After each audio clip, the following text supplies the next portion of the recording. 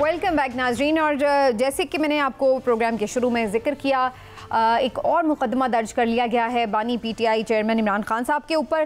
तो इसको कितना सीरियस ले रही है पीटीआई, इस पे बात करते हैं। अबू सर सलमान नियाज़ी साहब, एक ट्वीट के ऊपर ये मुकदमा बना है और बगावत का मुकदमा बनाया गया है।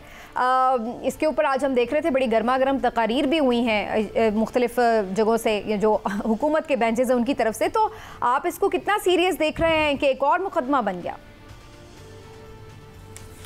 देखें, सबसे पहले तो हमें ये देखना पड़ेगा ये ऑफेंस है क्या।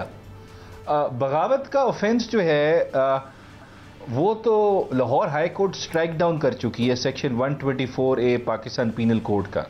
फिर उसके अलावा जो दूसरा ऑफेंस है जो आजकल पिछले 2 साल में काफ़ी इस्तेमाल हुआ है वो है सेक्शन 505 म्यूटनी का, या 131 हो गया सेक्शन, वो भी पाकिस्तान पीनल कोड का म्यूटनी का है। लेकिन एक ट्वीट करने से तो म्यूटनी नहीं हो सकती, ये इस्लामाबाद हाई कोर्ट कह चुकी है। और उस ट्वीट में लिखा क्या है ये भी बड़ा सवाल है। क्या उस ट्वीट में ये लिखा गया है कि आप सब इस वक्त आर्म्स उठा के हमला कर दें इस मुल्क के इदारों पे, सुप्रीम कोर्ट पे हमला कर दें, पार्लियामेंट पे हमला कर दें, या किसी भी इदारे के ऊपर हमला कर दें और बिल्कुल तबाह कर दें मुल्क को? फिर तो मैं कहता हूँ गद्दारी आप कह सकते हैं, हो सकती है।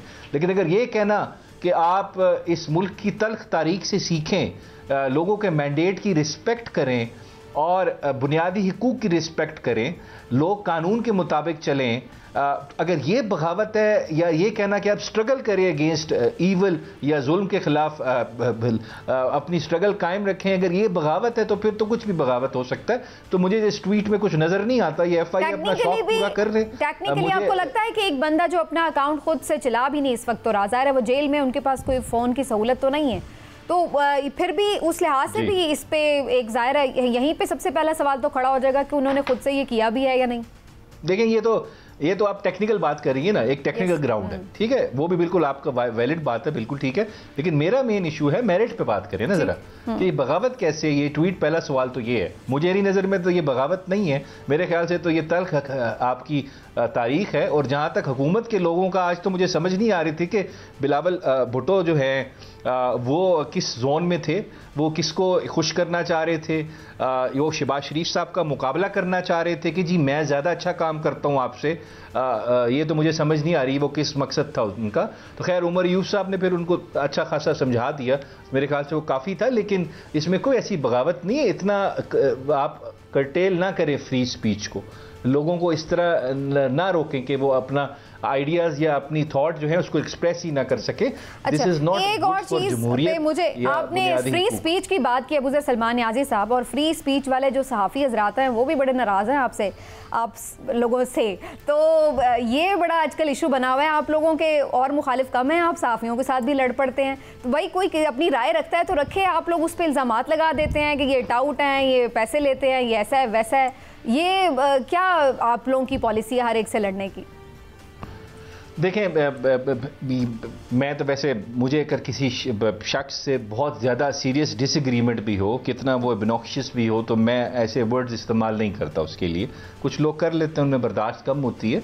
लेकिन एक मेरी यहाँ पे इल्तजा है कि देखें, अगर इस तरह कोई ट्वीट करना कि इमरान खान ख़त्म शुद, पाकिस्तान तहरीक इंसाफ ख़त्म शुद, इमरान खान तो गया, उसका सर कुचलना पड़ेगा, इस तरह की ट्वीट्स करना ये सहाफ़त है, तो फिर मुझे बता दें इस पे हमारा रिस्पांस क्या आना चाहिए। हम ठीक है, फ्री होनी चाहिए स्पीच, कोई जिम्मेदारी भी होती है उसके साथ साथ। Freedom of speech is not just freedom of speech, it comes with responsibility. Niazi साहब, यहाँ एक सवाल पैदा होता है कि जब खुद आप ये कहते हैं कि जी ट्वीट पे तो एक राय है, वो कुछ सियासत नहीं है, तो सहाफ़ियों के लिए आप ये क्यों कहते हैं कि जी वो ट्वीट पे राय ना दे, वो सहाफ़त है, यानी वो कुछ लिख दें तो वो सहाफ़त बन जाती है? नहीं, देखें, मैं नहीं इमरान साहब, मैं ऐसी बात नहीं कर रहा, राय देनी चाहिए। देखें, आपकी भी ओपिनियन है सर, गुजारिश मैं आपसे डिसएग्री भी कर देता हूँ। जी बिल्कुल, मैं सिर्फ अबू सर सलमान नियाज़ी की बात नहीं कर रहा सर, मैं सिर्फ अबू सर सलमान नियाज़ी की बात नहीं कर रहा, मैं ओवरऑल नहीं, चले, मैं एज ए पार्टी की बात कर रहा हूँ, ठीक है, मैं तो पार्टी की बात कर रहा हूँ। देखें, आपका ओपिनियन है, मैं आपकी रिस्पेक्ट करता हूँ। यहाँ बहुत सारे जर्नलिस्ट हैं जो पीटीआई से डिसएग्री करते हैं, बिल्कुल करें, उनका राइट है, वो पॉलिसीज़ पे, इश्यूज़ पे करें। लेकिन अगर इस तरह की आप बातें खबरें करेंगे, ट्वीट्स करेंगे, जी इमरान खान खत्म शुद, तो जी ये तो जर्नलिज्म ना हुआ ना। अब कोई ये कहे जो जर्नलिस्ट के नवाज शरीफ खत्म शुद, तो बिल्कुल मैं कहूँगा वो भी जर्नलिज्म नहीं है, ये जर्नलिज्म नहीं है, ये ख्वाहिशात हैं। या आपको एक जैसी ट्वीट्स कर देते 10-12 बंदे, बिल्कुल एग्जैक्टली उसमें हर्फ भी नहीं चेंज होता, जेर जबर भी चेंज नहीं होती, साफ पता लग रहा होता कि आप कोई प्रोपेगेंडा कर रहे हैं, आप टारगेट कर रहे हैं जानबूझ के। लेकिन सहाफत अगर सही करें तो हमें कोई इशू नहीं है। अब क्रिटिसिज्म तो हो जाता है जी, लेकिन हाँ बिल्कुल मैं कह अल्फाज को केयरफुली यूज करना चाहिए क्रिटिसाइज करते वक्त। लेकिन खत्म शुद वाली सहाफत जो है इसमें हमारा सीरियस ऑब्जेक्शन है, ये सहाफत नहीं कह सकते हम इसको। एक और मुकदमा दर्ज कर लिया गया है बानी पीटीआई चेयरमैन इमरान खान साहब के ऊपर, तो इसको कितना सीरियस ले रही है पीटीआई, इस पे बात करते हैं। बुज़ुर्ग सलमान नियाज़ी साहब, एक ट्वीट के ऊपर ये मुकदमा बना है और बगावत का मुकदमा बनाया गया है। इसके ऊपर आज हम देख रहे थे बड़ी गर्मा गर्म तकारीर भी हुई हैं मुख्तलिफ जगहों से, जो हुकूमत के बेंचेस हैं उनकी तरफ से। तो आप इसको कितना सीरियस देख रहे हैं कि एक और मुकदमा बन गया? देखें, सबसे पहले तो हमें यह देखना पड़ेगा ये ऑफेंस है क्या। बगावत का ऑफेंस जो है वो तो Lahore high court strike down कर चुकी है, section 124A Pakistan penal code का।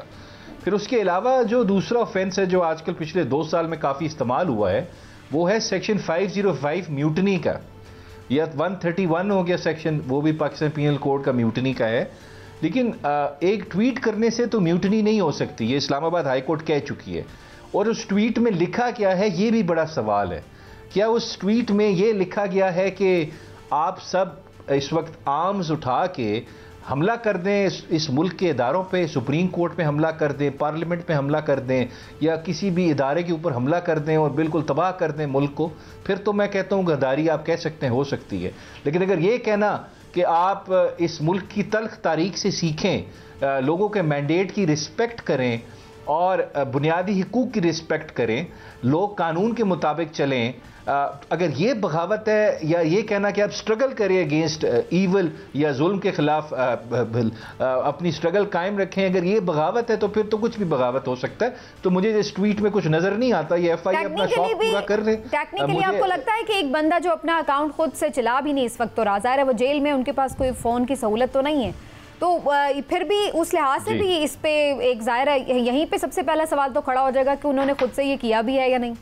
देखें, ये तो आप टेक्निकल बात कर रही है ना, एक टेक्निकल ग्राउंड है, ठीक है, वो भी बिल्कुल आपका वैलिड बात है, बिल्कुल ठीक है। लेकिन मेरा मेन इशू है मेरिट पे बात करें ना जरा, कि बगावत कैसे, ये ट्वीट, पहला सवाल तो ये है। मुझे नज़र में तो ये बगावत नहीं है, मेरे ख्याल से तो ये तल्ख आपकी तारीख है। और जहाँ तक हुकूमत के लोगों का, आज तो मुझे समझ नहीं आ रही थी कि बिलावल भुट्टो जो है वो किस जोन में थे, वो किसको खुश करना चाह रहे थे।